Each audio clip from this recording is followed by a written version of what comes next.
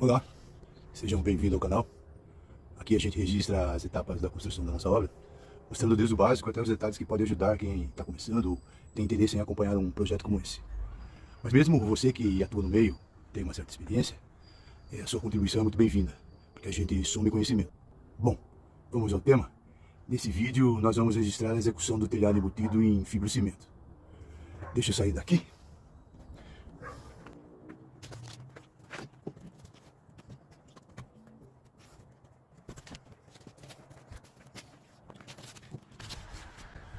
Antes de iniciar o telhado, ainda precisamos terminar de chapiscar e rebocar as partes que ficarão visíveis. Já nas áreas que serão cobertas, como algumas partes da platibanda, como vocês podem ver aí, nós estamos deixando sem revestimento para economizar material e tempo. Essa parte de baixo ela vai ser encoberta pelo telhado e não há necessidade de fazer o reboco. O reboco é necessário nessa parte de cima, como eu estou mostrando, para evitar infiltrações e para facilitar a fixação da pingadeira rufo. Mas antes de fechar as telhas, a gente vai posicionar o encanamento da parte superior, que fica sobre a laje.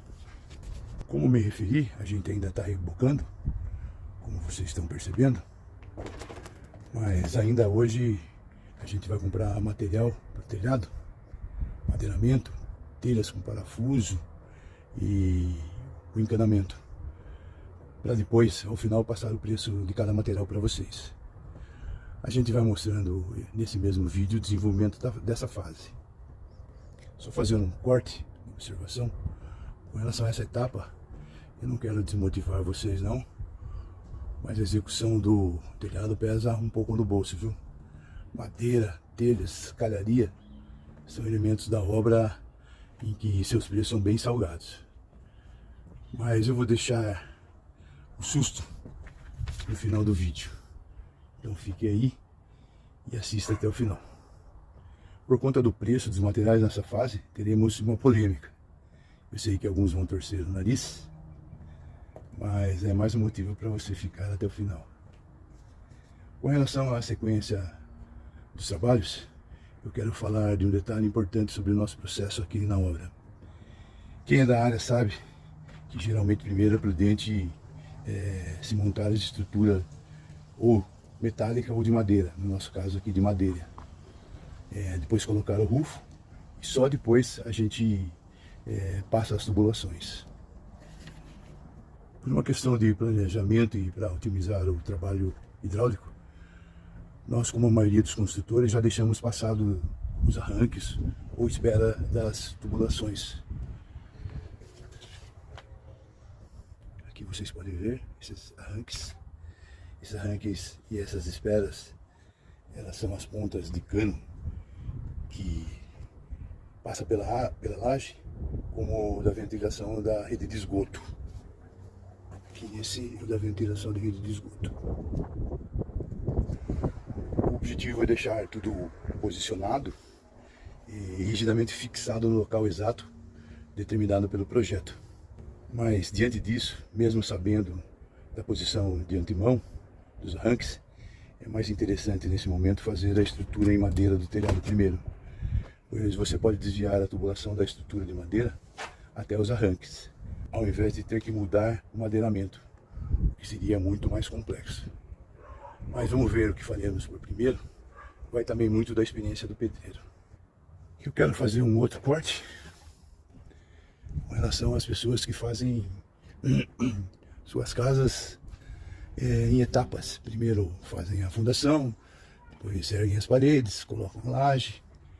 É interessante falar que se você fizer dessa maneira e fizer a laje, não deixe ela descoberta. Reserve um dinheiro para fazer a impermeabilização.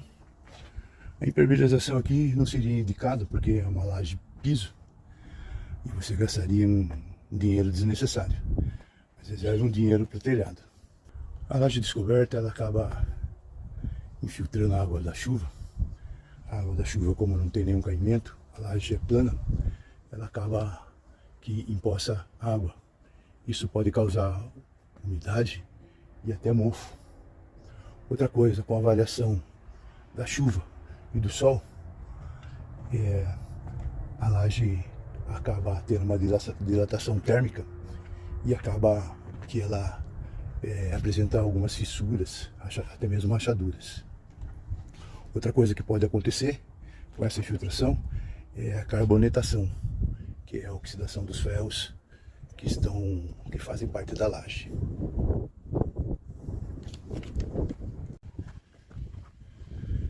Pessoal, eu comprei um madeiramento, mas antes vamos voltar um pouquinho ao reboco.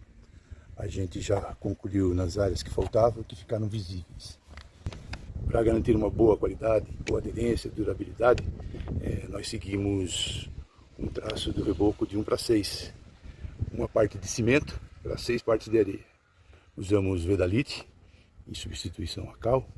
Esse produto serve para dar liga e facilitar o trabalho. Nós revestimos o topo interno da torre da caixa d'água. Deixa eu entrar aqui. Como vocês podem ver ali, a gente só rebocou a parte que ficará visível, onde será fixado o rufo. Isso evita infiltrações e dá firmeza para a instalação dessa peça metálica. O restante, por uma questão de lógica e economia, não vai receber revestimento.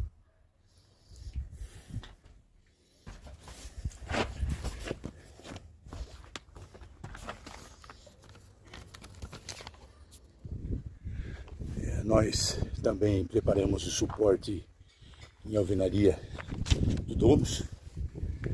Esse daqui é o suporte, em cima vai o domus. A função do domus principal é iluminar e ventilar com a luz e o ar natural vindos aqui do teto. Ele vai atender um dos banheiros. Ele quebra, o domus ainda faz com que economize energia elétrica. Nós também rebocamos a parede do vizinho, que fica aqui na lateral da platibanda. E saiba, né, que nesse caso específico a gente precisa da autorização do vizinho. E também no caso de terreno como terreno de apoio, que a gente sempre precisa. E também às vezes a necessidade da água para início das obras. É muito importante a colaboração do vizinho. Saiba que hoje você é vizinho e amanhã você é quem pode estar construindo. Então tenha consciência disso e colabore. Com relação à necessidade de água, é prática costumeira pagar uma conta para quem cedeu a água. Pelo menos eu faço isso. Como eu falei, compramos madeira, como vocês podem ver aqui. E a gente optou pela madeira cambará ao invés de pinos ou eucalipto. O pinos e o eucalipto são mais baratas, mas tem desvantagem para o telhado. É menos resistente à umidade, cupins, pode empenar ou apodrecer mais rápido e ele exige manutenção constante. Já a madeira cambará, que não é o top das madeiras, mas tem um excelente custo-benefício. Tem maior durabilidade, suporta mais as variações de tempo sem deformar e tem densidade maior, ou seja, suporta maiores cargas. Apesar de ser mais caro, ela compensa a longo prazo. Agora vem a parte que eu avisei que seria polêmica. O nosso telhado aqui, nós vamos usar apenas terças na medida 11x5 e os pontaletes e 100 caibros que normalmente o pessoal em geral utiliza. As telhas serão fixadas direto nas terças.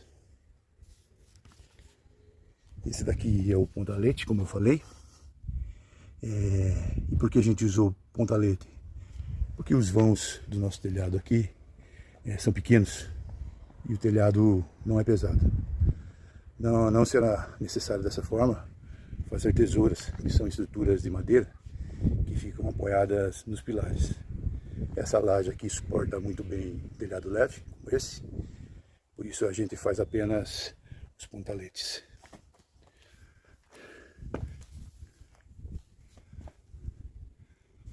Os pontaletes são cortados dessa forma aqui. Não sei se dá para ver bem. Talvez aqui dê para ver melhor.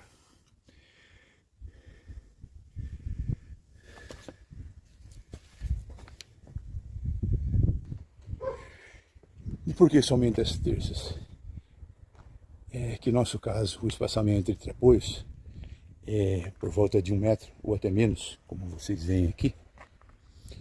E o fabricante dessa telha, ele exige um espaçamento de até 1,69, tanto na espessura de 5 milímetros da telha, quanto de 6 milímetros.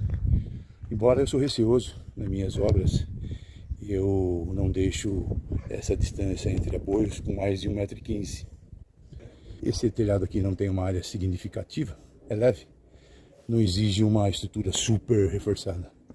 Além do que, a gente comprou madeira cambará, como eu falei, que tem uma densidade maior, suporta mais carga. Então, somente com essas terças e pontalete, nós teríamos uma estabilidade estrutural e não precisa mais do que isso. É só fazer um corte. Vigas é o gênero e terças são a espécie do gênero. Então eu posso falar tanto viga quanto terças. Nós ainda vamos fazer no pezinho dela aqui, nos pontaletes, nós vamos fazer uma amarração para ela ficar com uma estabilidade ainda maior. Veja que nós deixamos um travesseiro ou cama. Isso é muito bom para a estrutura, feita da própria viga cortada. Bom, então dessa forma que a gente fez, a gente vai economizar material e tempo, sem perder em segurança. Que, como vocês podem ver, as vigas, ou terças, como queiram, estão chumbadas na alvenaria com massa forte. Nós deixamos barbatanas de ferro nas pontas dela, feitas com pregos, e embutimos nessa massa forte para amarrar bem. Outra coisa interessante, repare aqui,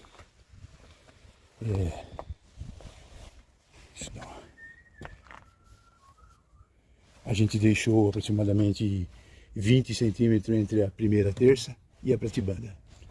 Isso facilita a vida do calheiro quando for fazer a instalação dos rufos e das pingadeiras, e facilita também a manutenção. Assim fica mais fácil o acesso aos parafusos das telhas. Interessante também falar que a gente vai deixar um espaço logo acima da telha para fazer a dobra da pingadeira, que faz a transição entre a parede e a telha.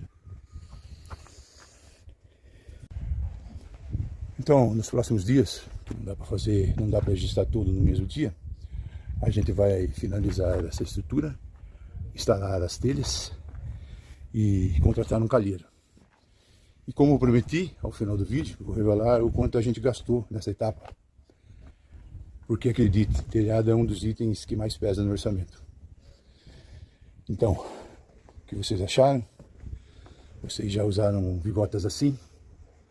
Ou ao invés disso fizeram estrutura tradicional? Comenta aí. Se vocês preferem pinos cambará, conta para nós nos comentários. E vamos prosseguindo.